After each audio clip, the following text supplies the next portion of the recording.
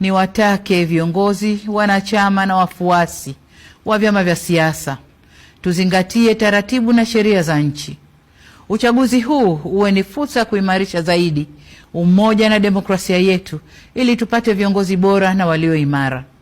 Kamwe tusiruhusu uchaguzi huu kuwa chanzo cha migogoro, chuki, mivutano na uvunjifu wa amani ndani ya vyama, baina ya vyama au nchini kwa ujumla.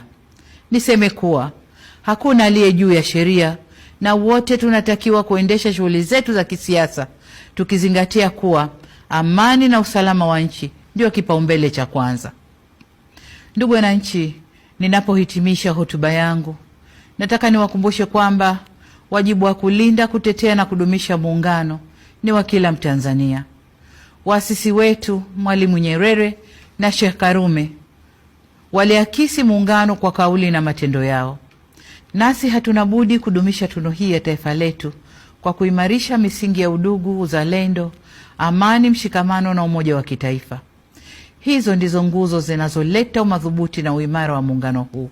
Tuilinde misingi hii ili tuweze kufikia matamanio ya waasisi wa taifa letu ya kuwa na taifa moja lenye nguvu zaidi kiuchumi, kisiasa, kijamii na kidiplomasia.